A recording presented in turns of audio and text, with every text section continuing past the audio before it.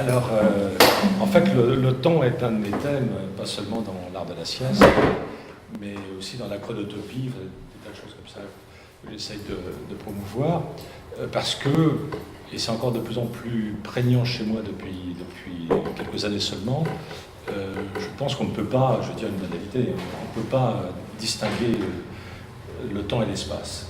L'être humain est spatio-temporel. Et donc, même si j'ai un ami, Michel Dussault, qui a écrit L'homme spatial, je lui dis toujours, écris le tome 2, l'homme temporel, et le tome 3, l'homme spatio-temporel. Comme il est géographe, il me dit non, moi je m'occupe que de l'espace. Alors je pense que c'est dommage parce que précisément la démarche environnementale, l'écologie, qui est maintenant ma principale référence théorique, et la science des interrelations entre les différents éléments d'un même ensemble, qu'on appelle un milieu, qu'on appelle un écosystème, etc. Donc, de fait, on est toujours en train d'entremêler le temps et l'espace. Alors, précisément, pour le sujet qui nous réunit ce soir, qui est donc l'architecture d'urgence, qui est donc la question de poser à des responsables politiques, mais aussi à tout citoyen de n'importe quel pays qui vit à une catastrophe entre guillemets naturelle. Ce sera un élément c'est un autre thème que j'ai déjà traité. Je pense qu'il n'y a pas de catastrophe naturelle, strictement naturelle, entièrement naturelle. Il y a toujours une part très importante des humains dans les tsunamis, dans les inondations, dans les tremblements de terre, etc. Donc ça, je le dis pour être très clair, mais on pourra en débattre après. Et donc, l'exposition nous montre des réalisations d'architectes ou d'activistes ou d'ONG qui essayaient de réagir à une situation dite d'urgence, je vais revenir là-dessus tout à l'heure, afin simplement de donner à des gens qui étaient privés de logement, par exemple, un abri, même provisoire. Bon. Donc c'est une vieille histoire, en fait, contrairement à ce qu'on pourrait croire. Ce n'est pas du tout récent, cette préoccupation de donner un abri à ceux qui n'en avaient pas. Et pour ça, il faut revenir un peu en arrière et à l'étymologie. Ou à l'histoire des mots. Au Moyen-Âge, par exemple, le pauvre n'est pas le contraire du riche, mais le contraire du puissant.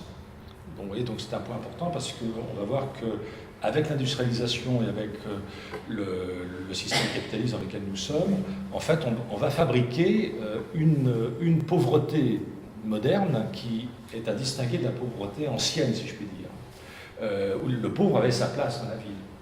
Du reste, le grand historien des marges et des miséreux du XVe siècle, il s'est plutôt spécialisé sur cette période, Bronisław Geremek, qui est un Polonais, qui est aussi un militant de Solidarność il y a longtemps, eh bien, expliquait qu'en France, à cette période-là, celui qui était le vagabond, celui qui était le cheminot, EAU, hein, pas OT évidemment, celui qui n'était pas logé quelque part, on l'appelait le demeurant partout. Alors vous voyez, on passe du demeurant partout au SDF.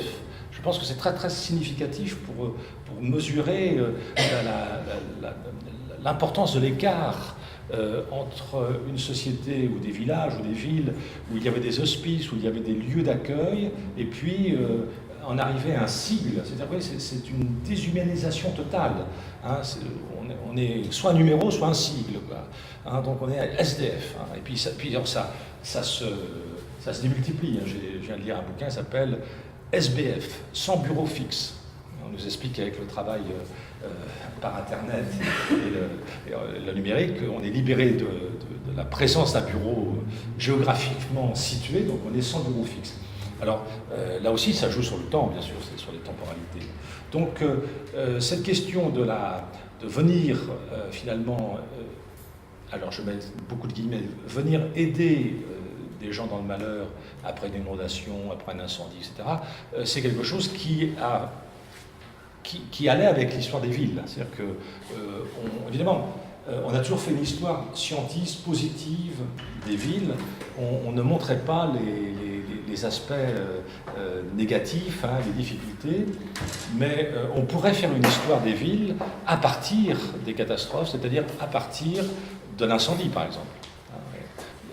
Toutes les grandes villes, évidemment Néron, vous le savez, avec Rome, mais vous prenez Londres, a été détruite par un incendie terrible en 1666, vous prenez ensuite Chicago.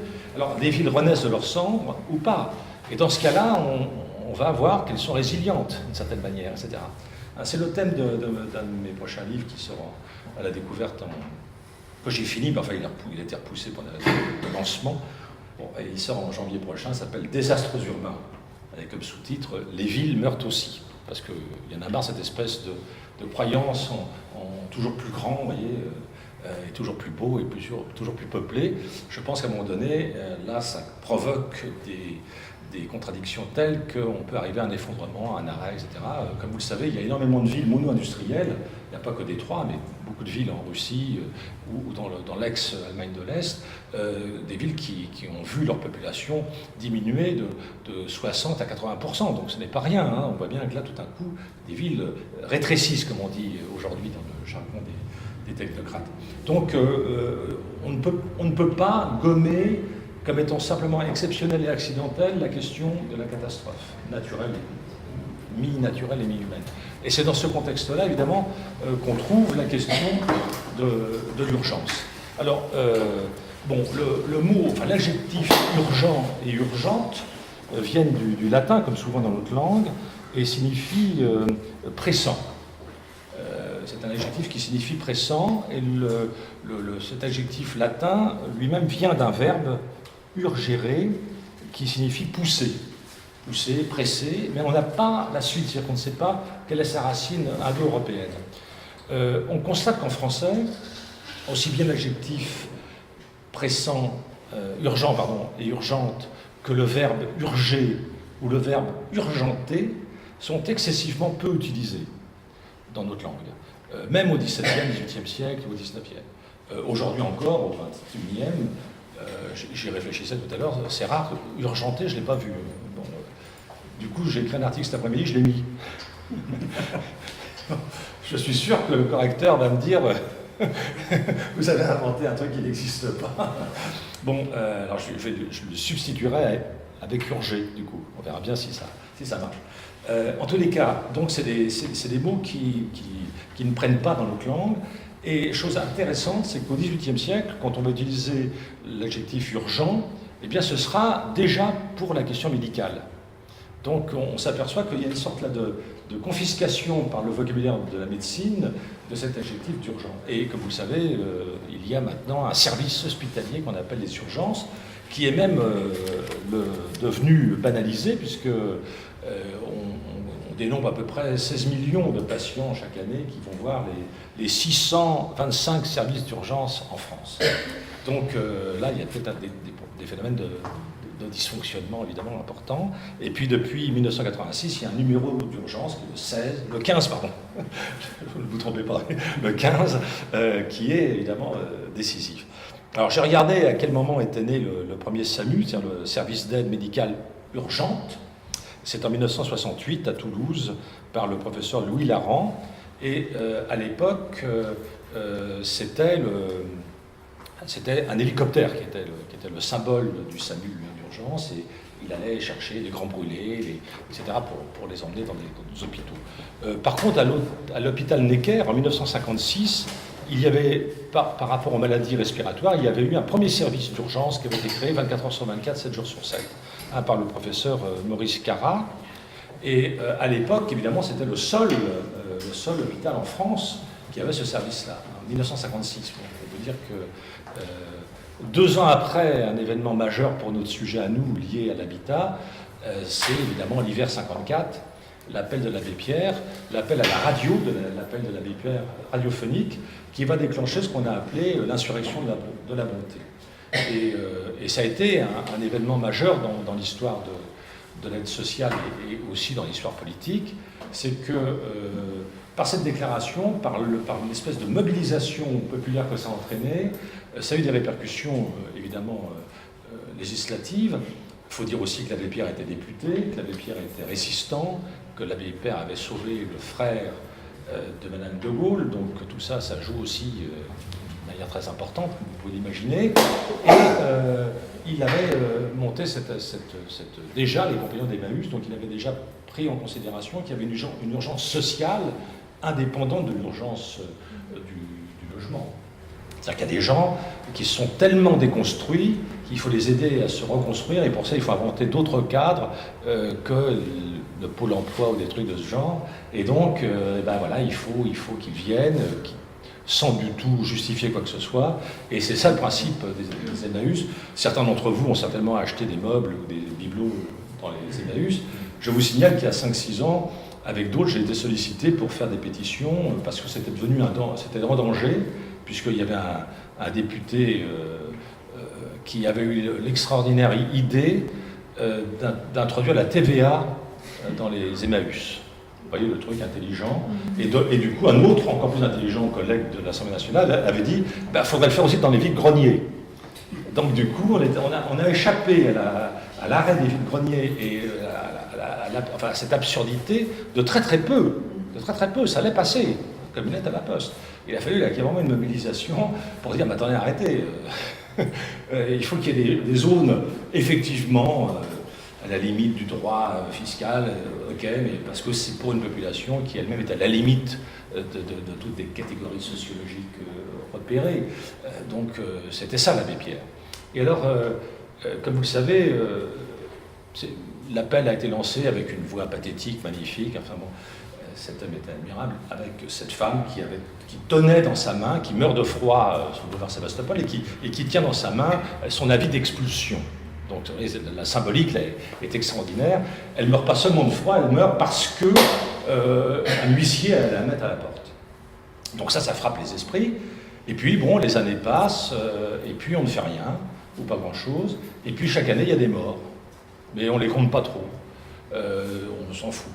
Et puis à un moment donné, quand même, on va en parler, parce qu'il y a d'autres choses qui se passent, il y a des restos du cœur de Coluche, et des choses comme ça. Donc on commence à dire quand même, ah ouais, mais cette année, il y a eu 6 SDF, on les appelait comme ça, qui sont morts de froid dans la rue, etc.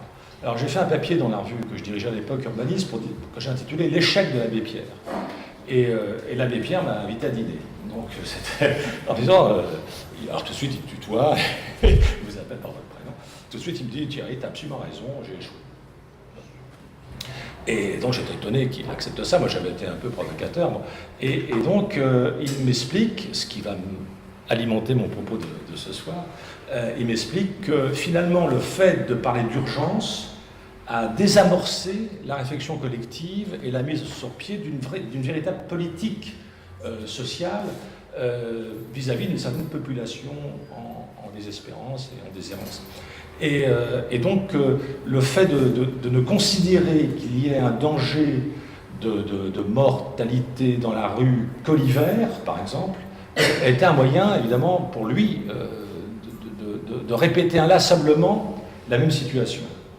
Et il se trouve qu'à ce moment-là, je fréquentais aussi pas mal la FNARS, c'est une fédération nationale des structures d'accueil, que vous connaissez peut-être, et j'avais comme ça, lors de discussions, rencontré énormément de responsables d'associations en province et à Paris qui, en avril-mai, devaient licencier 2-3 travailleurs sociaux parce qu'ils n'avaient plus le budget ou parce qu'ils attendaient l'aide, la subvention qui n'était pas encore versée par l'État, les structures para-étatiques. Et donc ensuite, quand ils avaient à nouveau ce budget, ils réengageaient ces travailleurs sociaux. Donc vous voyez, c'est des situations, enfin c'est des manières de travailler qui sont absolument absurdes, évidemment. Et c'était l'idée qu'il n'y avait plus de problème SDF à partir de la fin de l'hiver. Or, il y a des SDF qui mouraient l'été, évidemment. Donc on voit bien que cette idée que finalement, qui dit SDF, dit possibilité de mourir dans la rue, dit hiver, même l'imaginaire collectif va avec ça, puisqu'il y a eu au moins 2 films, sinon 3 sur l'abbé Pierre, dont l'un s'appelle Hiver 54, avec Lambert Wilson. Bon. Donc on voit bien là que, même là-dedans, on a cette idée qu'en dehors de l'hiver, il n'y a plus d'urgence, quoi. Puis, regardez, il fait beau, on peut dormir dehors, c'est bien connu, on n'a pas besoin de se laver non plus, etc. Bon. Donc là, on a bien là quelque chose de terrifiant, enfin, à mon avis, qui se met sur pied. Et en même temps, on va voir se généraliser cette appellation d'urgence à tout. C'est-à-dire que dès qu'il y a un tremblement de terre, c'est urgent. Dès qu'il y a un coup d'État militaire, on appelait ça un état d'urgence, etc. Bon, donc on voit bien que le mot urgence se banalise et finalement essaye d'évoquer une rapidité de réaction. D'une certaine façon, vous voyez, c'est la réaction l'emporte sur l'action. C'est-à-dire qu'on n'a pas une action, on a d'abord une réaction. Et puis peut-être plus tard, si on a le temps et qu'on peut y réfléchir et qu'on a des moyens, on va peut-être essayer d'avoir une véritable action qui empêchera que ça se répète une autre fois et que du coup, on ait à réagir à nouveau le plus rapidement possible. Le mot urgent va avec express, va avec impératif. Vous voyez, c'est tout ce vocabulaire-là qui devient très très évident dans toute la presse. Par exemple, il y a urgence pour le réchauffement climatique, l'impératif environnemental, vous voyez, tout ce vocabulaire, alors que la nature prend son temps. Donc c'est un point qu'il faudra bien avoir en tête. La nature prend son temps, a une rythmique particulière. Nous-mêmes, nous avons une rythmique particulière, nous avons une chronobiologie. On ne peut pas réagir spontanément dans l'accélération en permanence. Alors je viens de donner le mot, évidemment, magique de toute la sociologie dominante aujourd'hui, c'est l'accélération. Et vous avez, alors j'ai noté, mais très rapidement, vous avez un ouvrage qui sort en 2011, Dictature de l'urgence, qui vient de sortir en poche maintenant en 2014, signé par Gilles Fichelstein. Et vous avez surtout les travaux de Hartmut Rosa, un auteur allemand, un sociologue allemand, qui publie en 2005 en allemand Accélération et critique sociale du temps, publié en 2010 en français. Et puis ensuite, Aliénation et accélération vers une théorie critique de la modernité tardive, qui sort en anglais cette fois-ci en 2010, et ce qui sort en français en 2012. Alors, là, je propose de brosser large. Je vais aller loin dans le passé, revenir maintenant sur la question de l'accélération d'une part, des temporalités de l'autre part, et de ce que j'ai appelé dans mon exposé la précipitation. Alors, voilà, comme vous le savez certainement, le temps est un sujet qui nous préoccupe tous, mais qui philosophiquement n'est pas aussi traité que cela. Si vous lisez Platon, Aristote, si vous lisez tous les grands penseurs grecs et ensuite latins, vous avez des choses sur les travaux et les jours, vous avez des choses sur les activités des humains, mais vous n'avez pas des choses sur la rythmique, si vous voulez, les temporalités qui constituent finalement l'épaisseur même du temps. Et vous n'avez pas non plus de définition stricte. Ce qu'on sait, c'est qu'il y a 3 mots en grec pour dire temps, kairos, aion et puis chronos, que vous avez 2 termes en latin, mais c'est tout. Et il faut attendre Saint-Augustin pour qu'il y ait une réflexion sur le présent d'abord, le passé après et l'avenir, hein, cette trinité-là, mais elle va être plus ou moins acquise, elle ne sera pas remise en discussion et en débat avant l'apparition, à la fin du XIXe siècle, d'un livre qui s'appelle « Origine de l'idée de temps », d'un philosophe qui s'appelle Jean-Marie Guyot, que plus grand monde ne lit, que j'ai réédité chez l'Harmattan il y a une vingtaine d'années, parce que je pensais que c'était un livre important. Et ce Jean-Marie Guyot, aujourd'hui, le maître à penser de tout ce courant qu'on appelle les temporalistes. Je n'ai pas le temps de rentrer dans tous ces détails. Donc, Jean-Marie Guyot, lui, a cette idée géniale de dire que le temps est fait d'instants. Et que nous n'anticipons pas le futur, c'est le futur qui vient à nous. C'est-à-dire, pour le dire autrement, il pressent, mais pas du tout en le disant, que l'être humain, dès qu'il vient au monde, est appelé à mourir. Donc, il ne le dit pas comme Heidegger, l'être est jeté pour la mort, mais d'une certaine façon. Et il articule sa réflexion sur le temps par rapport, d'un côté, aux instants qu'on perçoit tous, qu'on vit chacun, dont on va se souvenir, ça va alimenter la mémoire, et puis la durée. Alors, la durée va être immédiatement reprise par Henri Bergson juste après, qui va du reste rendre hommage à Jean-Marie Guyot, qui meurt à 32 ans, donc c'est malheureusement un philosophe qui meurt très, très tôt, très jeune, et donc on sait simplement qu'il va plaire à Nietzsche, à des gens comme ça.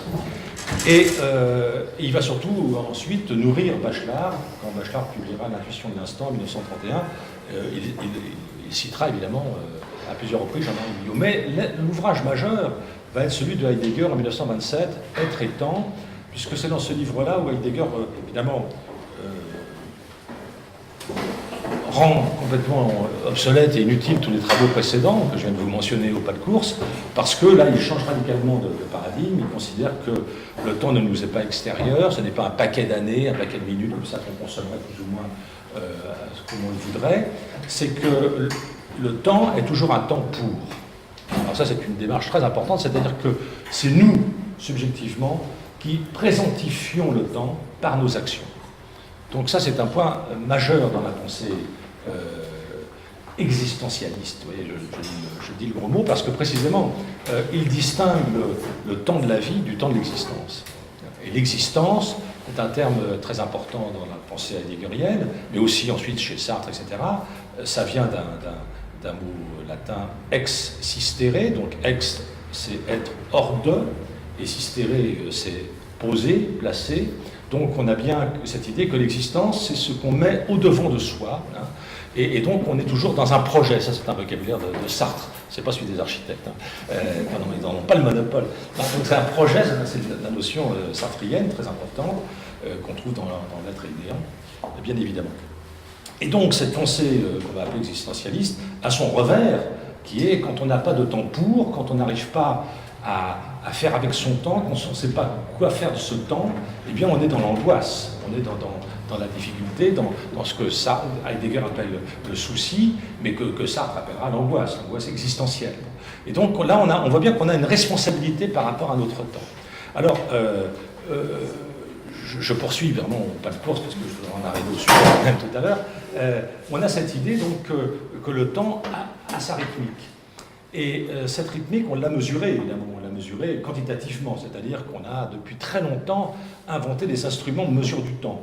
Hein, le gnomon d'abord, ensuite le clepsydre, qui en grec signifie voleuse de temps, donc vous voyez, c'est assez amusant. Vous avez ensuite, bien sûr, l'horloge à eau, qui est dérivée du clepsydre, et puis vous avez l'horloge solaire, et beaucoup plus tard, le sablier. Parce que pour inventer un sablier, il faut déjà avoir des connaissances physiques assez conséquentes. Hein. Ça paraît bête, mais c'est pas si simple.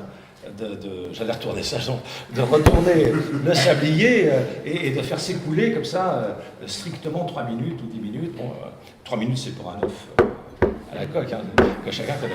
Donc du coup, on voit bien que le sablier, c'est déjà une technologie sophistiquée. Et évidemment, elle va être triomphante au XVe, XVIe siècle. Mais il y a un événement majeur à la fin du XIIIe, début du XIVe siècle, c'est la création de l'horloge mécanique, c'est-à-dire du mouvement perpétuel, et qui va être pris et développé par les cisterciens. Ce sont les cisterciens, c'est un ordre de Saint-Bernard, enfin la figure emblématique est Saint-Bernard de Clairvaux. Les cisterciens en latin, c'est des ajoncs. Donc c'est pour vous dire que c'est tout mouvement monachiste qui s'installe là où c'est inhospitalier, là où c'est un peu hostile, où la nature n'est pas agréable, là où il y a des marécages, dont des joncs, dont des ajoncs, etc. Parce qu'il faut montrer à Dieu qu'on l'aime, enfin qu'on en bave pour l'honorer. Enfin, je vais un peu vite hein, dans l'application. Donc les cisterciens ont cette dimension-là, et donc c'est un peu normal aussi qu'ils rythment leur vie quotidienne à partir de la règle de Saint-Benoît qui existait déjà, et qui proposait donc une espèce de régularité et de séparation entre le temps de la prière et le temps de travail. Il faut travailler. N'oublions pas que l'ascédie, qu'on appellera plus tard la paresse, est un des 7 péchés capitaux. Alors, là, l'horloge mécanique vient sanctionner ce découpage du temps qui restait un peu abstrait, et on va faire sonner les cloches pour bien indiquer à tout le monde que maintenant c'est l'heure de la prière, c'est l'heure de la messe, c'est l'heure de l'Angélus, etc. Et donc ça va donner un temps social, enfin un temps partagé partout. Et beaucoup plus tard, Alain Corbin expliquera que c'était aussi des bruits ou une musicalité, appelons ça comme on veut, dans la vie collective, puisqu'on va entendre évidemment la cloche, et qu'il y aura un combat entre les cloches laïques du beffroi du métier de la corporation, les cloches religieuses, évidemment, de l'Église. Bon, vous voyez, une chose toujours est en lien avec une autre. C'est pour ça que mon exposé peut vous paraître peut-être un peu lâche dans son maillage, mais ce n'est pas vrai. Je suis obligé d'imaginer le clocher, bien sûr, parce que s'il y a des cloches, il y a des clochers. Le clocher apparaît dans l'architecture religieuse au 7e siècle, dans les églises syriaques. Et vous voyez, c'est aussi dans ce même endroit géographique qu'il y aura les premières mosquées. Et c'est pour ça aussi qu'au clocher qui est tout neuf, si je puis dire, il y aura le minaret. Donc on voit bien que là, il y a des éléments très intéressants de confrontation interculturelle. Mais les deux religions ont la même position par rapport au temps. Le temps, comme la terre, comme le sol, appartient à Dieu. Alors vous avez la fameuse sourate à la vache dans le Coran, mais vous avez surtout les travaux de Thomas d'Aquin qui va distinguer les biens matériels, les biens spirituels et les biens communs, et qui va élaborer la notion de juste prix. Donc on n'a pas le droit de s'enrichir en prêtant de l'argent, par exemple, on n'a pas le droit de s'enrichir sur du temps, puisque le temps appartient à Dieu. Vous voyez, donc c'est des débats pas seulement théologiques, mais philosophiques excessivement importants, et chose curieuse, on ne pose pas la question de qu'est-ce que c'est que le temps. Alors là, je reviens à mon début de mon exposé. Et donc, on a un découpage très, j'allais presque dire, mécanique du temps, qui va nous faire croire que chaque jour est identique à un autre, puisque c'est 24 heures, chaque heure contient 60 minutes, chaque minute 60 secondes, etc. Or, évidemment, si on a la position heideggerienne de l'existence, on s'aperçoit que le temps est hétérogène. C'est un point excessivement important. Le temps est hétérogène, c'est-à-dire qu'une heure ne vaut pas une heure. Une heure d'attente angoissée, enfin, c'était pas mon cas, mais enfin bon, des résultats du bac, par exemple, vous voyez, ça vous paraît très long. Une heure avec l'être aimé, pour prendre une formulation romantique, c'est court. Une heure avec un prof emmerdant, il faut pas y aller, il faut partir, c'est bien connu.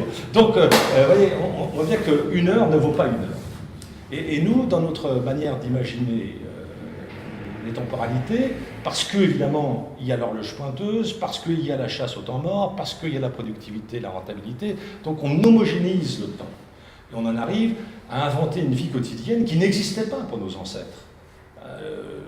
La quotidienneté, comme on l'a appelée, c'est-à-dire cette rythmique en gros en 3 moments à peu près semblables dans la journée, un temps de sommeil de 8 heures, 8-9 heures, un temps de travail 8, 9, 10 heures, ça dépendait à quelle époque, et puis des temps contraints et des temps de loisirs imbriqués les uns dans les autres.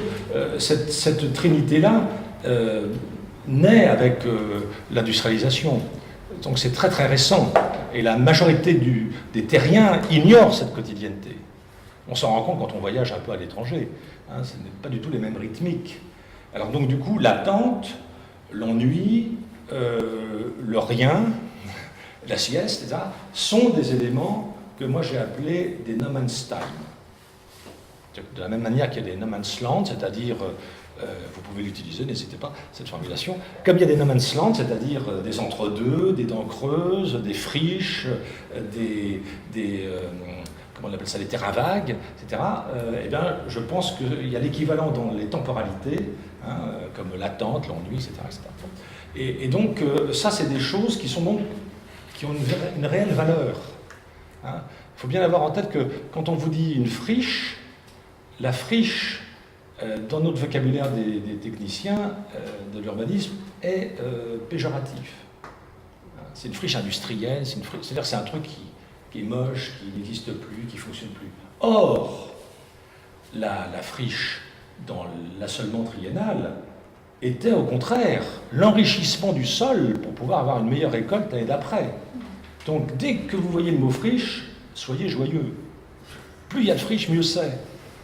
Et donc, vous voyez, il faut aller à l'encontre des idées reçues et de ce qui nous est montré de manière un peu caricaturale. Alors, s'il y a de la friche, je viens de dire, il y a du repos. Vous voyez, donc il y a de l'espace qui est mêlé à du temps, parce que ça va toujours ensemble. Et c'est ça, je pense, l'apport de la démarche environnementale, c'est de jamais les séparer. Et donc, du coup, dans cette rythmique dont je vous parlais tout à l'heure, le moment le plus important, évidemment, pour le capitalisme industriel, c'est le moment de la production, c'est-à-dire c'est les 8-10 heures de travail. Et là, on va partir à la chasse au temps mort, précisément, avec le taylorisme, et on va essayer d'introduire une intensité du travail qui va provoquer quelque chose qui n'existait pas chez les premiers travailleurs il y a un siècle et demi, qu'un médecin canadien a appelé le stress. Bon, voilà, c'est-à-dire que tout d'un coup, et ce stress-là envahit maintenant notre temps privé, puisque vous l'avez tous constaté, avec l'Internet, avec le téléphone cellulaire, etc. On est joignable en permanence, samedi, dimanche, matin et soir. Et nous tous ici dans cette salle, je pense qu'on ne fait plus du tout de distinction entre répondre à un mail professionnel, entre guillemets, ou à un mail amical ou affectif. Si c'est un samedi ou un dimanche, on répond, voilà, parce qu'on est dans sa machine. Bon. Or, en fait, peut-être qu'il ne faudrait pas répondre, vous voyez, parce que si on considère qu'il ne faut plus mêler la sphère privée, domestique, de la sphère publique. Mais alors, on voit bien qu'il y a une espèce de conquête hein, de différentes temporalités par rapport à d'autres. Et évidemment, la plus grande conquête du capitalisme, ça a été la conquête de la nuit. Et quand, il y a quelques années, les élus socialistes ont annoncé comme une victoire la loi sur le travail des femmes la nuit, j'étais un des rares à écrire que c'était pas du tout glorieux. Mais en même temps, dans le milieu que je fréquentais, architecture et urbanisme, beaucoup de gens étaient pour la ville 24 heures sur 24. Je me souviens de François Hacher, un urbaniste avec lequel j'étais en désaccord pratiquement sur tout, et je me souviens d'un débat là-dessus. Lui, il dit c'est génial, la ville 24 heures sur 24. Il raconte ça comme ça dans un débat à la radio. Il dit attendez, je rentre de Hong Kong, je ne sais plus d'où il rentrait, je rentre de Hong Kong et tout d'un coup j'ai une petite faim à 4 heures du matin. Il habite dans le 5e arrondissement, il habitait, il est mort malheureusement. Et ben voilà, tout de suite j'ai un resto thaï ou j'ai un resto italien, enfin à 4 heures du matin. Et alors je lui dis mais il y a des gens qui bossent déjà. Et ça on oublie, on oublie ceux qui sont dans la soute de la grande machine urbaine, et on croit que c'est génial, évidemment, qu'il y ait une espèce d'imperméabilité de temporalité, jour et nuit, comme ça. Non, la nuit c'est fait pour rêver, pour dormir, pour aimer, mais surtout pas pour travailler ou pour aller dîner. C'est absurde. La conquête de la nuit est une conquête festive, hein, de transgression, mais pas du tout un temps comme un autre. C'est des vrais sujets de société. Je pense que Anne Hidalgo, par exemple, va officialiser le dimanche comme un jour comme un autre, sans débat public, sans rien. Je ne pense pas que ce soit une avancée extraordinaire. Je ne suis pas non plus, n'étant pas croyant, pour aller à la messe, évidemment. Donc, du coup, peut-être qu'il nous faut réfléchir à la ritualisation de nos temporalités. Mais le fait que le dimanche devienne un jour comme un autre est peut-être à discuter. Voilà. Ou alors on lui substitue le mardi, enfin j'en sais rien, mais trouver d'autres trucs pour réfléchir à cette dimension-là. Ou alors on honore l'ensemble de la composition de notre pays, et on dit voilà, le vendredi c'est les musulmans, le jeudi c'est les bouddhistes, le samedi c'est les juifs, le dimanche c'est les croyants chrétiens s'il y en a encore un peu, et puis nous, ceux qui sont ni l'un ni l'autre, on dit moi c'est le mardi ou le lundi, bon ouais, on pourrait s'organiser comme ça. Et là on aurait une autre organisation de la ville, des services, etc. Bon. Donc on voit bien que le temps pour moi est un enjeu considérable, et je suis persuadé qu'il va falloir inventer une écologie temporelle. Parce qu'il y a une écologie des langues, il y a une écologie évidemment sociale, mais il y a une écologie temporelle, c'est-à-dire une manière d'organiser les temporalités. Lorsque j'avais fait mon petit bouquin sur le luxe, éloge du luxe ou utilité de l'inutile, j'avais eu accès à une enquête faite par les industriels du luxe, une enquête de 2003, auprès de 20 000 consommateurs de produits de luxe au monde. Et cette enquête venait 30 ans après une précédente enquête à peu près de même nature, de même ampleur. Et en 1983 ou 84, je ne me souviens plus, à la question « c'est quoi le luxe pour vous ?», arrivait en tête un diamant. Ensuite, une peinture de maître. Ensuite, un hôtel particulier avec du personnel. Et en quatrième, une Lamborghini. Vous voyez, dans l'imaginaire, c'est intéressant. Et c'était reporté par les films à la télé, etc. Bon. En 2003, à cette enquête, qu'est-ce qu'est le luxe pour vous ? Arrive en tête, largement en tête, la maîtrise du temps. Arrive en deuxième position la vastitude, arrive en troisième position le silence. Donc on voit, c'est passionnant parce que ça montre que ces consommateurs de produits de luxe, finalement, d'abord ne sont pas si aliénés que ça, ils ont réfléchi un peu, et pour eux, ils désignent comme étant luxueux ce qui est immatériel. Et les industriels du luxe, évidemment, étaient mécontents parce qu'ils s'étaient dit ils vont vouloir un parfum, ils vont vouloir une Porsche, puis nous on va fabriquer ça. Alors du coup ils ont utilisé, ça je l'ai étudié dans mon livre, ils ont utilisé ces réponses dans leur communication et dans leur slogan publicitaire. C'était toujours voilà, gagner du temps sur le temps, etc. Bon, par exemple. Donc on voyait bien comment, là il y avait des enjeux, hein, mais c'est passionnant de regarder en détail ces choses-là. Et l'ensemble de la société a été pris dans une espèce de tourbillon comme ça de vitesse. Un des premiers penseurs en France à s'en préoccuper s'appelle Paul Virilio. Il crée même une discipline qui n'a absolument pas pris, hein, donc il a échoué, enfin, c'est un ami donc je peux le dire, et il a échoué. Il a inventé la dromologie, hein, du grec dromos, qui veut dire course, donc la connaissance de la course, la connaissance de la vitesse. Et il expliquait que ce n'était pas la géographie qui était en train de mourir, c'était l'histoire. Pardon, ce n'était pas l'histoire qui était en train de mourir, on l'appelait la fin de l'histoire, mais c'était la géographie parce que le couple espace-temps que les Grecs avaient fondé était dorénavant définitivement divorcé et que tout le monde s'en foutait. Donc d'une certaine façon, même on était très content qu'on ne calcule plus l'espace qui me sépare de Catherine qui est là, par le temps que je mets à la rejoindre. Donc on n'a plus ce rapport espace-temps. Chacun vit tout seul, chacun du temps et de l'espace s'auto-définit indifféremment, et on est là-dedans maintenant, effectivement. Donc au point où on est même dans l'instantanéité, et même dans quelque chose que Paul Virilio écrivait comme étant impensable, dans les années 70, l'ubiquité. Or, on est dans l'ubiquité et dans l'instantanéité. C'est quelque chose qu'il faut bien revenir à ces textes. Hein. C'est très très étonnant de voir que je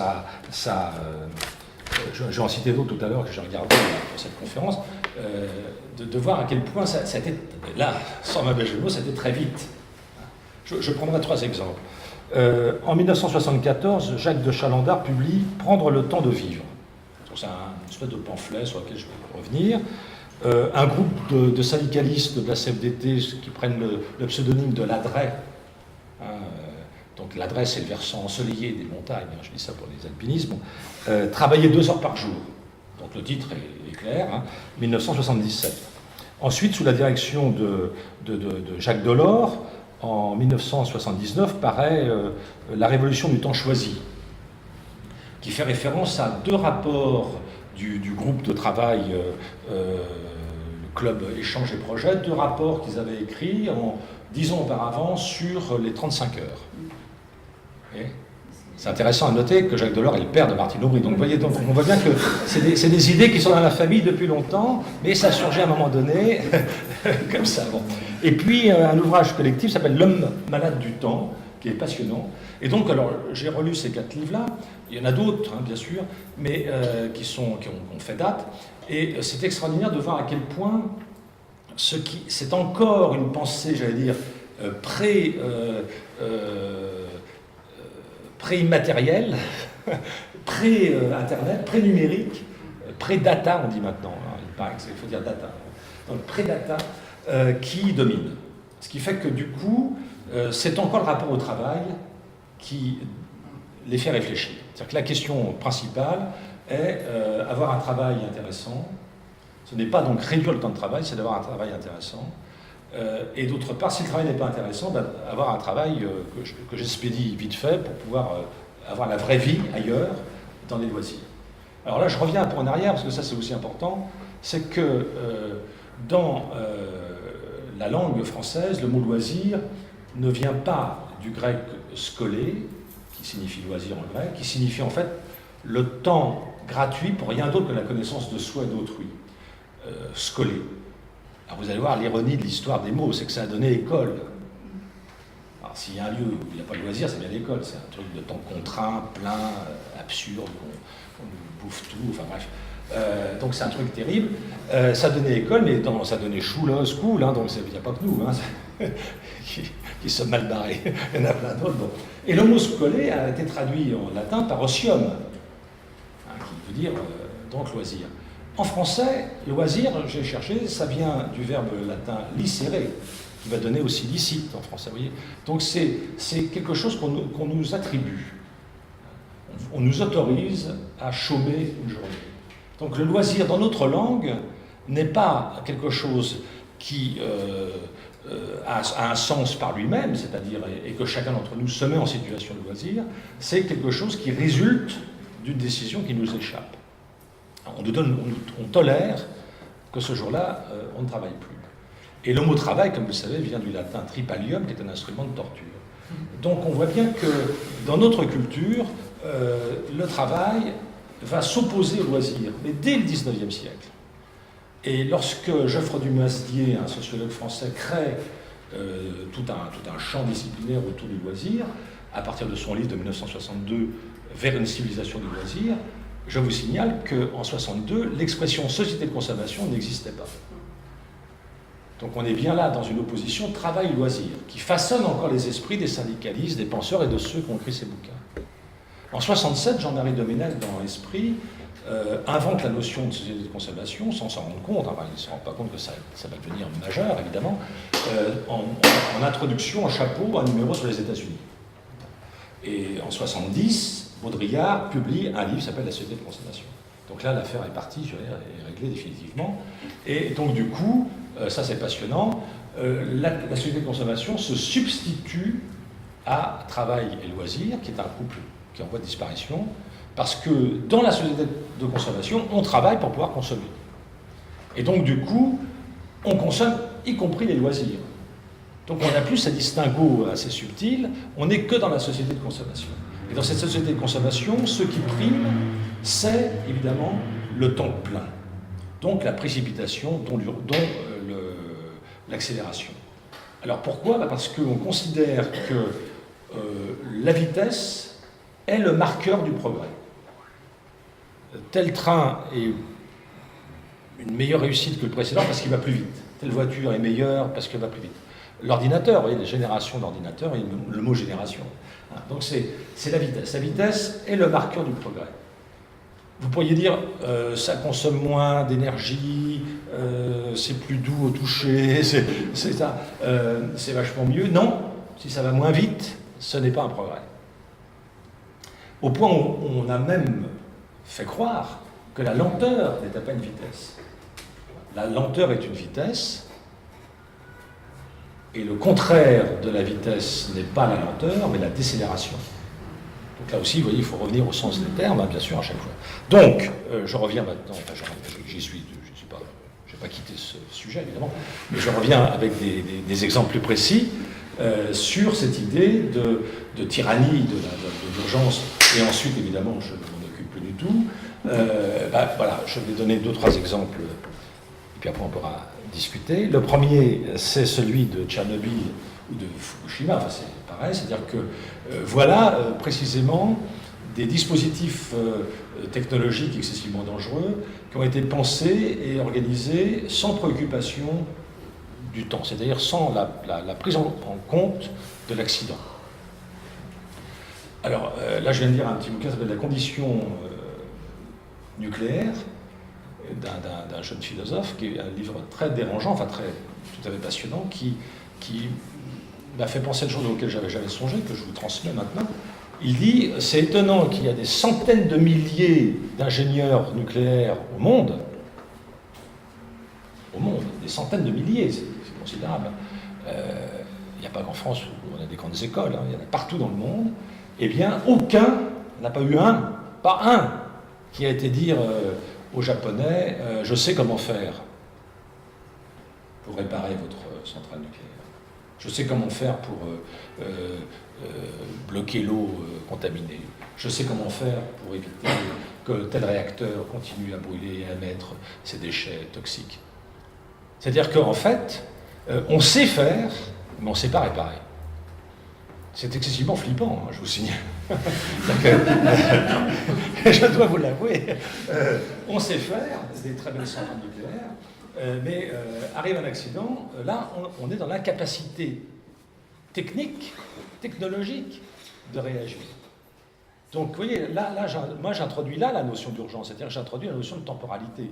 Si j'ai une temporalité de la préparation d'une usine, d'une centrale nucléaire, je dois évidemment prendre le temps nécessaire avant de la mettre en fonctionnement pour pouvoir examiner tout ce qui serait, entre guillemets, potentiellement promis à un arrêt, à un accident ou à un échec quelconque. Dans le même livre, pour continuer à vous faire flipper, maintenant on parle de 500 000 ans pour la réactivité de certains déchets nucléaires. Ce n'est plus, comme on l'avait dit très gentiment, que 15 000 ans. Il y a une vingtaine d'années, on disait 15 000 ans, donc des caissons en béton, enfouis au fond des océans et dans le respect des générations futures, et on est tranquille. Là maintenant c'est 500 000 ans, donc on est vraiment dans tout à fait autre chose, c'est disproportionné évidemment, c'est excessivement inquiétant. Bon, l'autre point c'est les inondations, les ouragans, etc. Vous savez tous comme moi que là en ce moment en Serbie, mais aux États-Unis, etc., on a bien vu que c'est par le désengagement et l'attention des humains à leur paysage, à leur nature environnante, qu'on laisse évidemment construire n'importe où, et au nom évidemment que ça n'arrivera plus, que ça n'arrivera pas, et que la dernière crue c'est 1910 et qu'il n'y en aura plus d'autres, donc etc. Bon. Et manque de bol, il y en a. Voilà. Et donc du coup, quand arrivent les ouragans ou des raz-de-marée, si on a laissé, finalement, on n'a pas entretenu les réseaux de bus, les réseaux de canalisation, les réseaux de canaux, etc. Je pense à Bangkok, par exemple. Enfin, on a tout bétonné. Et évidemment, quand la grande crue est apparue, qu'on n'attendait plus, ça a été la mise la mise, comment dirais-je, de sinistrés majeurs, enfin des milliers de gens sans abri. Et là, évidemment, on va dire urgence. Alors c'est là, vous voyez, où moi, personnellement, je m'inquiète de cette manière de manipuler le sens des mots, parce que si on avait effectivement entretenu, comme auparavant, la qualité de l'habitabilité d'un lieu, on n'était plus dans l'urgence. Ou du moins, on était dans une urgence, j'allais dire, qui exigeait moins de moyens pour réagir. Alors, en 1993, et là j'en arrive à l'exposition qui a lieu en ce moment, en 1993, à l'école spéciale d'architecture, le directeur, je crois c'est Chilpéric de Boiscullier, va avec Paul Virilio faire un concours. Comme ils n'ont pas trouvé de moyens étatiques, ils demandent à Butagaz qui finance le concours. Du coup, beaucoup d'architectes ne veulent pas y participer parce que c'est une boîte privée, etc. Mais enfin, en tous les cas, ce qui est intéressant, c'est qu'ils réfléchissent avec leurs étudiants à des constructions pas chères d'urgence. D'abord, ils découvrent ce qu'on voit dans cette exposition et surtout dans le document, dans la petite plaquette, c'est que déjà à l'époque de la crise de 1929, on avait inventé, je cite un auteur très connu, c'est Richard Buckminster Fuller, avait inventé un abri pour SDF qui était plié dans une valise. Donc on avait une valise à la main, et en fait cette valise, on la dépliait, et on avait évidemment des supports en métal qui étaient télescopiques, et du coup on faisait un habitat qui nous protégeait au moins des intempéries, évidemment. Il n'y avait pas de salle de bain ni de chauffage, mais nous étions au moins à l'abri. Bon, parce que la crise de 29 avait mis sur les routes des milliers de vagabonds aux États-Unis. Et pas seulement aux États-Unis, des pauvres partout. Je vous signale du reste que le mot bidonville que René Monnier repère en Algérie en 1929 résulte de la crise économique. Et ce sont des bidons d'huile d'olive qu'on dépliait. C'est pas les bidons de pétrole, parce que des fois il y a des confusions là-dessus. Donc le mot bidonville, vous voyez, date non pas de ce qu'on appellera ensuite le tiers-monde, mais déjà dans la colonisation qui subit les contre-coups de la crise de 29, évidemment, de la même manière que Bon. J'ai écrit là-dessus, j'ai donné la page, et dans les dictionnaires, on continue à dire bidonville, 1950, etc. Enfin, donc René Monnier, retenez ce nom d'un type passionnant, que j'édite dans l'Esprit de ville. Un article qu'il a fait sur la sociologie de la file d'attente. Vous voyez, on est toujours dans le temps. Je ne vais pas vous raconter l'histoire de la file d'attente, sauf si vous voulez, tout à l'heure. Donc, on a cette question-là importante de ce concours d'architecture qui part de l'idée de balises urbaines. Donc, c'est dire, voilà, il y a de plus en plus de SDF, il faut créer dans la ville des choses un peu... ils n'étaient pas précis, parce que c'était un concours d'idées, finalement, auprès des étudiants. Donc beaucoup prennent la forme de la colonne Maurice à Paris, et qui, comme vous le savez, c'est un imprimeur, Maurice, hein, qui donc finance ces colonnes à l'époque d'Haussmann, pour y mettre les affiches des spectacles parisiens. Mais en fait, elles sont vides à l'intérieur, parce qu'à l'intérieur, on y met la brouette du jardinier, hein, ou du balayeur, et on y met son matériel d'entretien de la chaussée. Donc c'est une idée intéressante, c'est que ce n'est pas simplement un support publicitaire, on peut donc à l'intérieur y mettre quelque chose. Alors pourquoi pas la faire un peu plus large et y mettre un SDF ou deux, ou mettre une douche, ou mettre des toilettes, etc. Donc c'est des idées comme ça qui sont traitées à ce moment-là.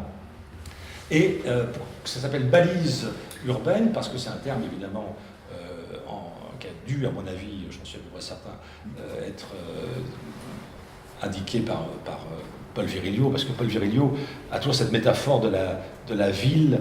La ville, c'est le port c'est la porte, hein, sur la terre, etc. Donc il avait cette métaphore-là, et pour lui, la balise, c'était une sorte de signal de secours, de cette manière. Vous êtes perdu, vous êtes isolé, vous êtes seul, voilà, il y a une balise qui vous fait signe, qui est allumée, il y a un petit signal, il y a quelque chose. Donc architecturalement, on sait que c'est une balise urbaine, de la même manière qu'on sait par les entrées du métropolitain de Guimard que c'est le métro.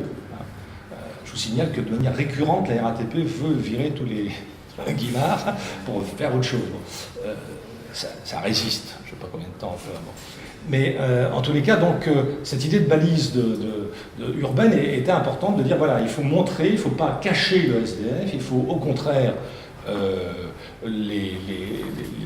leur permettre d'exister dans la ville qui est leur ville, et donc leur offrir un minimum de services, généralement évidemment une douche, et puis de quoi laver et sécher leur linge, etc. Mais ce n'étaient pas des lieux d'habitation.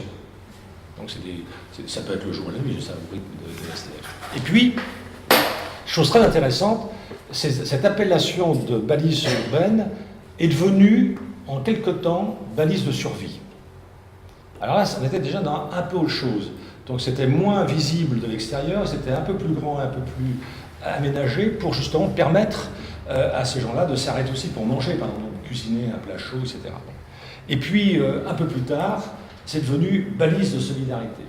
Alors là, on était, vous voyez, dans une autre démarche encore, très intéressante, où on disait le SDF, c'est-à-dire en fait le chômeur, le pauvre, etc., parce qu'on ne l'appelait plus SDF, comme je le disais au tout début de mon exposé. Et donc, dans ce cas-là, ça devenait une question sociale, ce n'était plus une question individuelle, on ne séparait pas comme ça, parce que souvent c'était un truc étonnant que j'ai vécu, moi, en enseignant de la philosophie à l'Agora, rue des Bourdonnais, donc un lieu d'accueil de SDF, un lieu d'accueil de jour de SDF de l'Abbé Pierre, où une année comme ça, le mardi, j'allais de 17h à 19h lire un texte de Descartes et discuter avec 5-6 SDF de ce texte. Et bien, parce que je m'étais aperçu, ce qui leur manquait, c'était la parole, c'était l'échange de parole. Et c'était pas, évidemment, ils prenaient un café, bien sûr, mais c'était pas pour ça. Et ils voulaient lire, ils lisaient, ils voulaient penser, ils pensaient. Et donc, on a toujours l'idée, vous voyez, que le SDF, Descartes, il s'en fout. Non, c'est pas vrai du tout.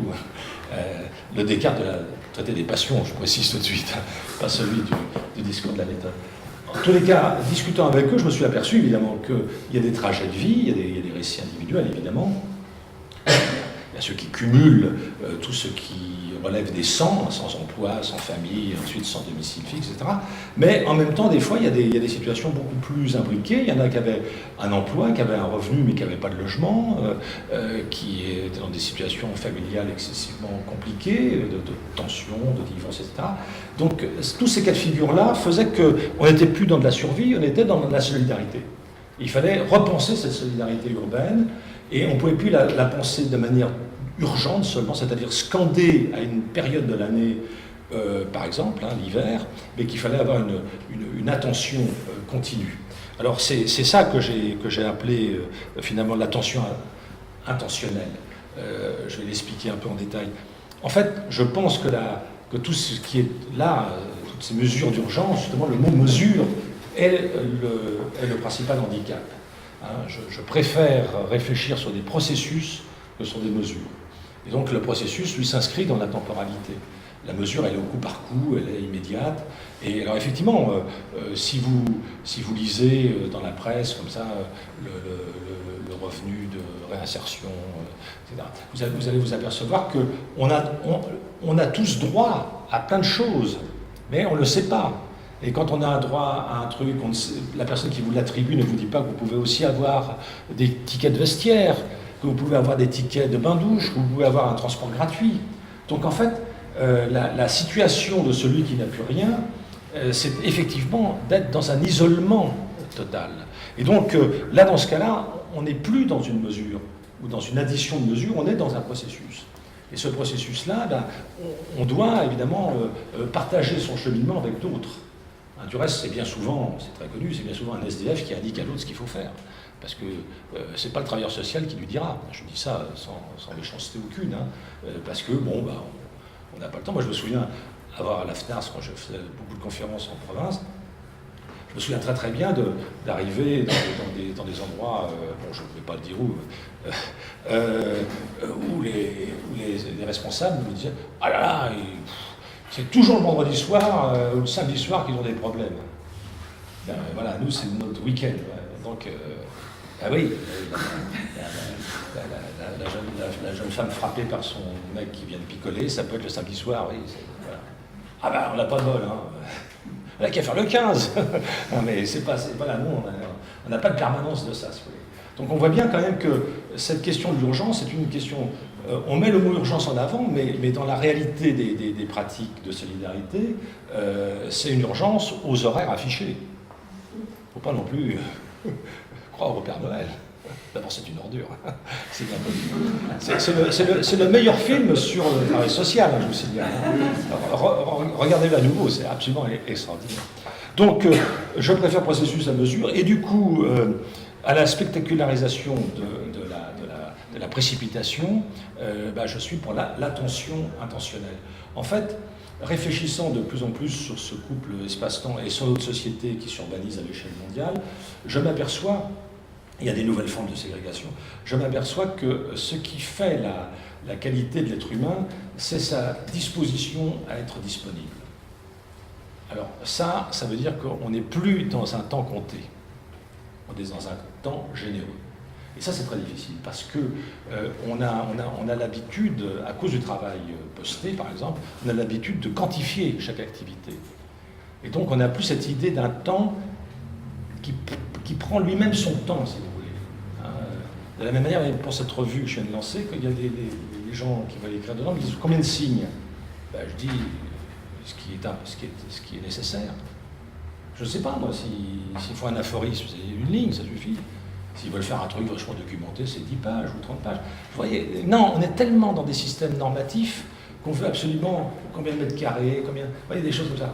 Non, pour le temps, c'est pareil. C'est-à-dire que je ne pense pas qu'il y ait cette urgence, qu'il y ait une chose impérative, mais au contraire qu'il y ait la nécessité, car nous sommes dans du travail social, c'est-à-dire que nous sommes dans du cas par cas, nous sommes dans du relationnel. Chaque individu est différent, et chaque individu ne raconte pas sa vie, n'en arrive pas à saisir ce qui fait qu'il est ce qu'il est maintenant, comme ça, en 2 minutes. Donc pour certains, il faudra beaucoup plus de temps que pour d'autres. Eh bien, il faut prendre ce temps-là, et donc celui-là ne peut pas être quantifié. Moi, j'ai dans ma famille une nièce qui bosse dans un pôle emploi, elle est scandalisée, elle ne peut pas discuter, aider quelqu'un à remplir un dossier, elle ne peut pas. Elle n'a pas le temps. Elle se ferait saquer par sa chef parce que c'est tant de dossiers par jour, etc. Donc elle se dit, lisez le livre de Florence Ignaz, le Quai de Western, qui est remarquable. Elle montre très très bien ça. Et c'est pareil pour l'université, c'est pareil pour l'école. Normalement, l'école, il ne devrait pas y avoir déjà d'horaire. Déjà, on commence par les horaires. Bon, ça commence mal. On commence par les horaires et on commence par enseigner des disciplines même en nombre de minutes. C'est 50 minutes de calcul, 50 minutes de français, 50 minutes d'histoire, 50 minutes de géographie. Bon. Moi, quand j'étais petit, j'aimais pas du tout les maths. Bon, genre 2 minutes m'aurait suffi. Et avoir beaucoup plus. La preuve, c'est que je m'en sers absolument pas, donc ça me sert strictement à rien. Mais on m'a quand même emmerdé avec ça, alors que j'aurais préféré beaucoup plus de poésie ou d'histoire. Mais bien l'histoire, un profs intéressants toute l'année. Alors, les grands pédagogues, de Crowley, Montessori, Freinet, Steiner aussi, évidemment, et puis Froebel, montrent bien que, en fait, une ou deux disciplines par jour, ça suffit. Mais faites le test. Moi, je l'ai fait dans mon cours de philosophie de l'urbain. Une fois, je me suis arrêté au bout d'un quart d'heure. C'était des séquences de 2 heures. Au bout d'un quart d'heure, j'arrête. Je dis, là, c'était très dense, c'est terminé. Alors, il y a toujours les étudiants qui disent, oui, mais enfin, je dis, allez, boire un verre. Alors, comme s'ils étaient... Ils en voulaient pour l'argent. Je dis, mais attendez, le prochain coup, je prendrai 1h30 de plus. Ah ouais, mais il y a monsieur Inter, je m'en fous. Mon enseignement, c'est un enseignement. Ce n'est pas un cours. Vous voyez, il faut distinguer enseignement de cours. Donc on devrait être dans des rythmiques différentes. Non, non, on a des trucs, là aussi, codés et codifiés, ce qui est absurde, évidemment.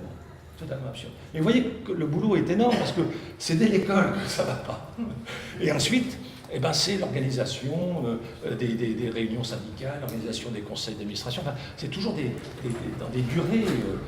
La réunionnite, vous voyez, dépasse bien souvent le temps nécessaire à la discussion. Donc, à cette disposition existentielle à la disponibilité, évidemment, je fais écho là à un philosophe que j'aime beaucoup, qui est Georg Simmel, un philosophe allemand, un des premiers qui travaille sur la ville.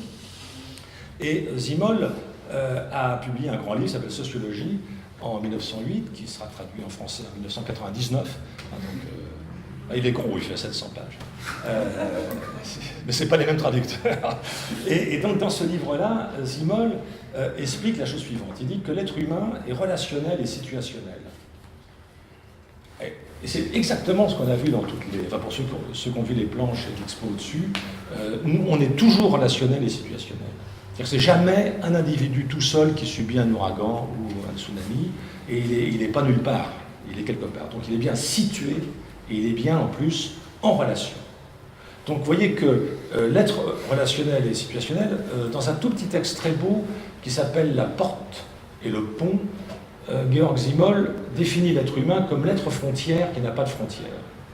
C'est une phrase magnifique, très difficile, hein, je n'ai pas le temps de rentrer dans le détail maintenant, malheureusement, parce que c'est un... Je l'ai décortiqué comme ça une fois lors d'une conférence à Rennes, où le CAE m'avait invité, j'avais parlé de ça, et il voulait faire des questions-réponses. Vous voyez, alors je lui ai dit non, pas de questions-réponses.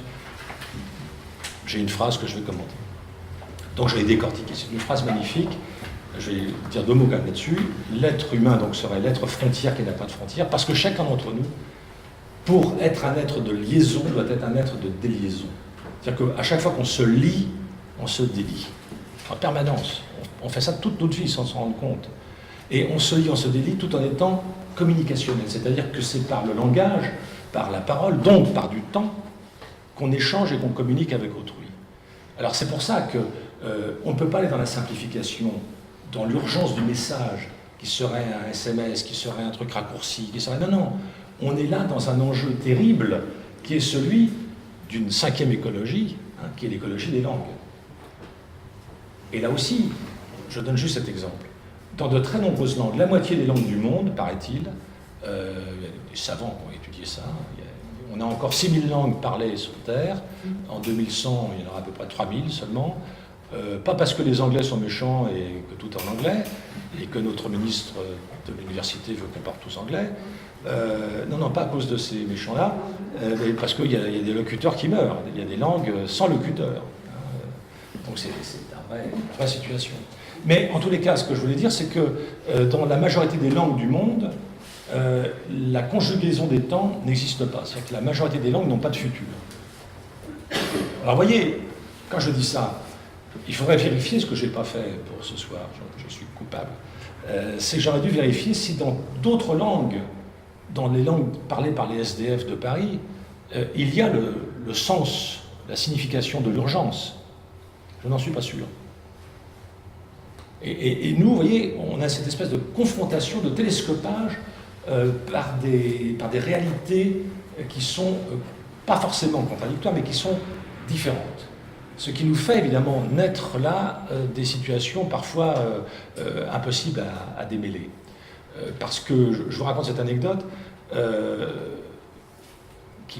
qui m'avait été raconté par René Dumont, qui est un agronome que vous connaissez certainement. René Dumont se moquait de la Banque mondiale qui envoyait des experts en Afrique, qui logeaient évidemment dans le 5 étoiles du coin, qui prenaient ensuite une Land Rover, enfin je parle des grands experts, qui prenaient une Land Rover à air conditionné, et puis qui arrivaient dans un village, ils réunissaient les hommes pour leur indiquer un plan à moyen et long terme de l'arrosage informatisé qu'ils allaient financer. Alors déjà, première erreur, c'est pas les hommes qui cultivent, c'est les femmes. Enfin ça, un technocrate de la Banque mondiale ne pouvait pas l'imaginer. Bon. Et puis deuxième erreur, c'est que dans la langue vernaculaire, il n'y avait pas la possibilité de traduire ce qui était dans 5 ans, dans 20 ans, dans 50 ans. Et donc, évidemment, quand les experts sont venus vérifier 10 ans plus tard, rien n'avait été mis en place, tout était abandonné depuis le début. Alors ils se sont quand même renseignés de savoir pourquoi. Ils se sont aperçus que personne n'avait compris ce qu'on leur avait raconté. Donc ça c'est un point très important, c'est que ce rapport aux langues est pour moi décisif. C'est-à-dire que je pense que dans l'être humain, donc qui est relationnel et situationnel, l'est fondamentalement par sa langue. Alors là je suis obligé de faire un petit détour par un auteur très décrié en ce moment, mais j'ose le mentionner, qui est Martin Heidegger. Martin Heidegger, en 1961, donne une conférence à un institut de formation des professeurs des sciences techniques. En fait, c'est son fils aîné qui est prof là et qui lui a dit « Papa vient de faire une conférence ». Bon, donc il est venu, il était sympa. Et il a dit « Tiens, je vais faire une conférence à des futurs profs de technologie. Je vais leur faire une conférence sur leur sujet ». Donc il a lu le livre de Norbert Wiener, « Cybernétique et société », qui est paru en américain en 1948, mais qui était traduit en allemand en 1954. Donc il le lit à ce moment-là, et il appelle sa conférence « Langue technique, langue de tradition ». C'est un des textes les plus forts que je connaisse sur ce qu'on est en train de vivre. Et que lui avait sous-estimé, évidemment, parce qu'il n'avait pas imaginé l'ordinateur portable individualisé. Il en était encore à des énormes machines IBM à cartes perforées. Mais il y avait déjà un langage binaire. Et donc il avait perçu que tout d'un coup, la langue de la technique, au nom de l'efficacité, de la rapidité, de l'accélération, allait l'emporter sur la langue de tradition, c'est-à-dire la langue maternelle. C'est-à-dire la langue du dire, comme il l'expliquait dans sa conférence. Le dire signifie évidemment l'hésitation, le silence, le lapsus, le contresens, le jeu de mots. Et ça, c'est quelque chose que la machine ne peut pas prendre en considération, parce qu'elle va toujours trop vite. Et si vous écrivez un message en disant « silence, j'hésite », tout ça, votre interlocuteur ne sera pas d'accord pour vous répondre. Donc, et pourtant, c'est par ça que votre langue fait que vous êtes un être de liaison qui sans cesse se délie pour mieux se relier. Vous voyez, donc on est là-dedans. Alors, la question d'urgence, pour moi, c'est cette liaison qui à un moment donné est abandonnée.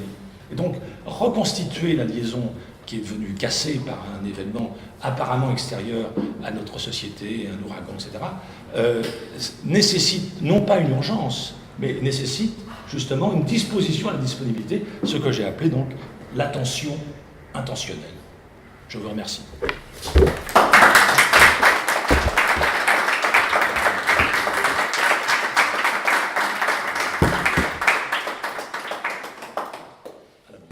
À votre avis, quel est le rôle des politiques dans cet abandon de la liaison? Alors d'abord, je vais répondre à une autre question. Non, mais qu'il faut poser quand on parle des politiques, c'est la temporalité des politiques, parce que c'est une vraie question. J'ai Clément, qui est un ami que vous connaissez peut-être, qui est paysagiste, enfin qui est jardinier, il n'est pas paysagiste du tout, il est jardinier.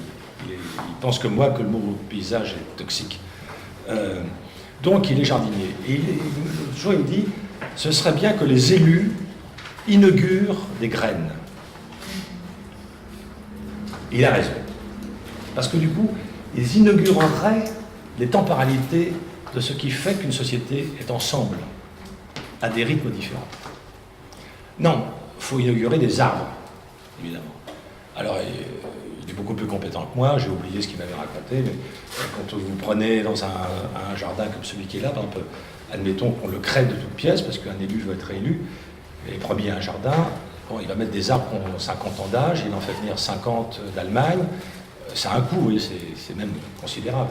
Je crois que c'est 30 000 € l'arbre, à peu près. Donc, on avait fait ça pour les Champs-Élysées. On a assassiné, là on est entre nous, donc je peux dire les vrais verbes, on a assassiné tous les arbres des Champs-Élysées, quand Huette a refait les Champs-Élysées, et ensuite on a replanté la nuit. Oui, déjà, ils venaient la nuit. Ils avaient tellement peur de leurs méfaits. Ils arrivaient la nuit, ils replantaient des arbres vieux qu'ils avaient piqués dans les forêts, enfin achetés, pardon, dans les forêts. Donc, vous voyez, donc ça c'est déjà, vous voyez, l'allure un peu curieuse, hein. On ne le fait pas au grand jour, hein. On se cache. Soi-disant pour éviter les nuisances, les embouteillages des camions le jour. Bon. Alors, donc les élus ont une temporalité qui fait qu'elle vient fausser la temporalité de la solidarité, par exemple. Effectivement, les horaires d'ouverture des lieux d'accueil des SDF, les horaires d'une autre époque, qui avaient un sens il y a 70 ans, fait que quand on vous permet de vous héberger dans un lieu d'accueil pour SDF, à 6 h du matin, vous devez libérer la chambre. Vous voyez, par exemple. Bon. Bah, ça, je pense qu'il faut réformer ça, il faut changer ça, c'est complètement débile, ça n'a aucun sens. Non, c'est des règlements qui perdurent, quoi. Donc on est dans cette difficulté-là qui va avec l'idée que le temps c'est de l'argent. Il ne faut pas non plus oublier cette dimension essentielle. Et dans la solidarité, cette compréhension-là du temps c'est de l'argent devrait disparaître. Donc c'est pour ça, c'était pas ça la question. C'était le rôle, en fait, je vous incriminais entre les lignes le politique quand même, dans cette délégation. Ah oui, tout à fait, oui. Bon, là aussi, ça revient à la question écologique. Alors attention, je ne suis pas du tout membre de Europe Écologie Les Verts. Donc, quand je dis écologie, c'est pas le vocabulaire d'un parti ou d'un groupe de pression, c'est le sens du mot lui-même. Hein. Et je pense que c'est un très beau terme, hein, écologie, et qu'il faut qu'on ait cette démarche. Donc une démarche transversale, fondamentalement. Et c'est une démarche processuelle. Et donc, si je prends le découpage officiel des prérogatives de chaque adjoint au maire, j'ai sport et jeunesse, admettons, ou dans l'autre sens, parc et jardin, scolaire, logement, etc. Donc déjà là, aucun d'entre eux n'a en tête l'idée de la solidarité par rapport à une urgence sociale, par exemple. Ils diront, c'est pas moi, c'est l'autre bureau qui s'en occupe. Or, il y a des interactions permanentes entre ces différents éléments.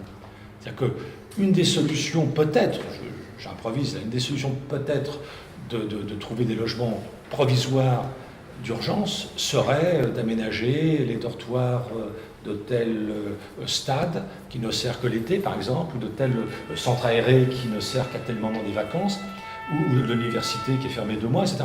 Et là, évidemment, ce n'est pas la personne et le service social qui en est responsable, c'est d'autres.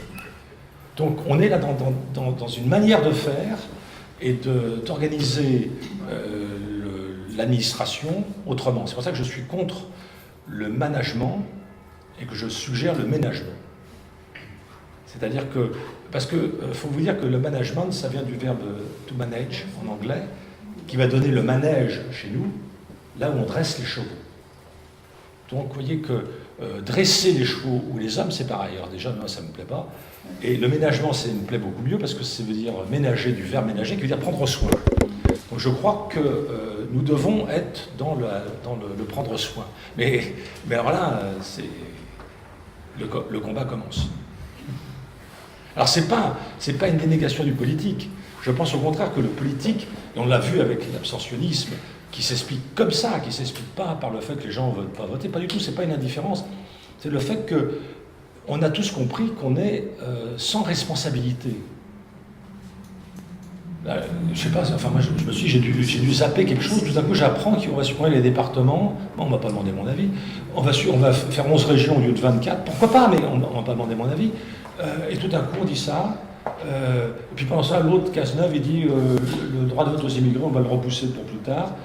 Bon, vous voyez, toutes ces choses-là, je ne sais pas ce que ça signifie. Alors, personnellement, j'ai plus envie d'aller voter. Du reste, je ne vote pas. Parce que je considère que on a tellement modifié le sens du politique qu'il n'y a plus de polémique, il n'y a plus de désaccord. Moi, je me suis présenté au conseil d'administration de Paris 12 avec une liste sur la recherche lente, sur la désexcellence, sur la création d'une commission méchante. J'étais très content d'avoir inventé ça. J'ai pas été élu. Non, mais il faut des commissions méchantes, parce que c'est comme ça qu'il y a du débat public. Sinon, on est toujours dans essayer de trouver le consensus. Le consensus, c'est le plus petit commun dénominateur. Moi, je veux le maximum. C'est pour ça que je suis pour la décroissance. Ça va ensemble. C'est très important de voir ça. Donc, la question environnementale, la manière de réfléchir écologique, c'est ces interrelations. Et donc, du coup, la question de l'urgence n'est plus urgente. Elle s'inscrit dans quelque chose qui a une autre rythmique. Ce qui n'exclut pas, évidemment, pour ce que j'ai dit au tout début de mon exposé avec l'aspect médical, qu'évidemment, si quelqu'un est en train de mourir d'une crise cardiaque, évidemment, là, il y a urgence. Mais ce n'est pas dans ce sens-là, évidemment, que je l'évoquais. Du reste, généralement, tout ça, moi j'ai un ancien étudiant, quand j'enseignais en école d'archi, j'ai un ancien étudiant qui a publié un article là, avec qui je suis resté en très bons termes, Laurent de Marta. Il a pendant 10 ans ou 12 ans après son diplôme d'archi, il a été successivement en Afghanistan, au Libéria, en Serbie et à Haïti. Donc il a fait toute sa carrière, et au Guatemala, j'en oublie un ou deux. Bon, il a été toujours là où il y avait un conflit armé, une guerre, un truc, bon, pour essayer de participer à une formation d'artisans, bâtisseurs, etc. Donc il était là-dedans. Et à chaque fois, il m'explique qu'il n'y a pas d'urgence. Du reste, ça n'arrive jamais avec urgence. Nous, ici en France, il faut filer son chèque urgemment. Mais 2-3 mois plus tard, c'est toujours pas arrivé à Monrovia, par exemple. Je parle du Libéria. C'est pas encore arrivé dans la capitale. Donc là, on voit bien qu'il y a une espèce de décalage temporel entre l'annonce, ce que j'appelle moi la spectacularisation de l'urgence, et puis la réalité concrète de l'entraide, de la solidarité, etc. Donc c'est là où le politique, je pointe ses faiblesses, c'est que ça, il ne le dit pas. Et il peut agir. Il ne faut pas croire qu'un maire n'a pas de pouvoir, qu'un député n'a pas de pouvoir. Souvent, ils disent, c'est pas moi, c'est l'Europe. L'Europe, c'est pas moi, c'est le 440. Bon, non. On peut toujours agir là où on est. C'était une grande dimension importante d'Ivan Illich, qui est un auteur et un ami que j'ai très bien connu. Et c'est toujours quelque chose qu'il disait. C'est pour ça que même il apparaissait comme étant anti-étatiste. Alors quand on est anti-étatiste, on apparaît comme néolibéral. Vous voyez, c'est des amalgames absurdes. Kropotkin, qui est un auteur majeur, qu'on a surtout en architecture, en urbanisme, Champ, Atelier, Usine, qui est un chef-d'œuvre de la ville dispersée, éparpillée dans un environnement jardiné, était pour la décentralisation et il était pour l'entraide. C'est le titre d'un de ses livres les plus importants. Un livre, justement, si vous le relisez, vous verrez comment, dans le livre sur l'entraide, il part d'abord des animaux. Il commence par l'éthologie et ensuite il en arrive aux humains. Et moi, je m'aperçois à quel point on ne peut pas penser le vivant sans penser l'humain. Et donc là, du coup, on retrouve la chronobiologie des plantes, la chronobiologie des animaux et la nôtre. Nous sommes des vivants. Et ça, c'est une question décisive. L'autre soir, j'étais à un débat comme ça avec des élus. Et je leur dis, il faut que vous appreniez à penser comme un parking. Ils ne me croyaient pas. Alors j'ai cité Aldo Leopold, c'est un auteur que j'aime bien, qui a écrit l'Almanach des Comtés du Sable en 1949, c'était publié un an après sa mort, d'un forestier américain. Et ce texte-là est magnifique, et le chapitre 3 s'appelle « Penser comme une montagne ». Il vient, lui, le forestier, il dit « Montagne, veux-tu une remontée mécanique ?» La montagne, non. Montagne, veux-tu un hôtel avec une vue panoramique? Non. Bon. Alors moi je dis maintenant à mes élus, je leur dis, vous allez dehors, parking, veux-tu devenir une médiathèque? Non. Veux-tu devenir... Non mais je sais, oui, veux-tu devenir une forêt? Bon. Et alors il y a un élu qui voulait faire le malin, qui dit, ah mais moi je ne vois pas les questionner, mon parking comme ça. Alors je lui dis, allez-y la nuit, incognito, mais il n'a pas voulu me croire.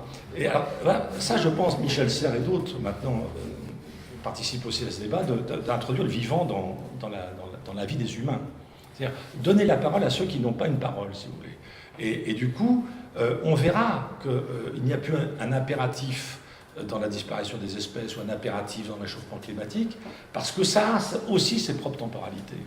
Mais sauf qu'on ne veut pas, donc on essaie d'appliquer notre logique de l'urgence absolue entre humains au monde vivant. Or, il nous faut apprendre à tisser ces liens. Là encore, quand Heidegger parle du monde, Die Welt, il a lu Youskool. Il a eu le grand éthologue allemand qui avait écrit Monde animaux, monde humain, qui est un texte important où il distingue ce qu'est le Umwelt, du Welt, etc., dans l'environnement. Bon, et ça, c'est très important parce que, je vais vous dire ça, parce que c'est aussi la langue. Vous voyez. En fait, on ne naît pas, nous. On vient au monde. Un petit chiot naît, un petit comment s'appelle les chats? Un chaton, voilà, merci. Naît, mais l'être humain, il naît pas. Hein, il vient au monde. C'est ça qui est beau. Nous venons au monde, dans un monde déjà là, essayer d'apporter notre propre monde au monde des autres. C'est ça notre mission. Donc, à partir de là, on est dans des temporalités, parce que notre monde, c'est l'imaginaire et le réel, entremêlés. Et donc, ça c'est Bachelard aussi, hein. Et c'est Heidegger. Et ce sont les éthologues. C'est-à-dire tous ceux qui réfléchissent, parce que Youskool, il a fait sa thèse sur la tique, hein, sur l'espace de la tique. Bon, vous allez dire, on s'en fout. Bon, non, pas du tout, c'est important. C'est pas un animal que j'aime beaucoup, j'en aurais pas chez moi, des tiques. Bon.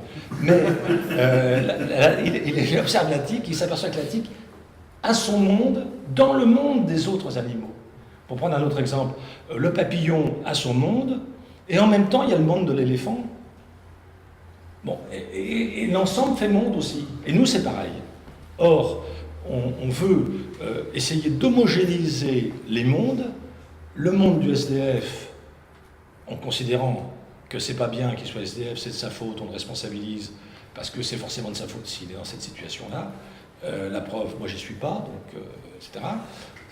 Et donc son univers ou son monde, il est décalé, il picole, il dort le matin, il vit la nuit, ça va pas. Non, si, ça va. Son monde participe à mon monde. Et l'ensemble fait monde. Alors sauf à un moment donné, ça fait plus monde. Alors si ça fait plus monde, ça fait conflit, quoi. Si ça fait conflit, ça fait violence. Et donc la violence, elle est là, au cœur même de nos sociétés urbaines, et on essaie de les pacifier, de faire semblant. Alors on invente des trucs, le cluster, l'écoquartier, enfin un tas de trucs d'une autre époque, mais beaucoup y croient quand même, c'est ça qui est terrible. Parce que on est dans des temporalités combinées. Voilà, je trouverai un autre mot meilleur tout à l'heure en rentrant en métro, mais je trouve combiné, pour l'instant.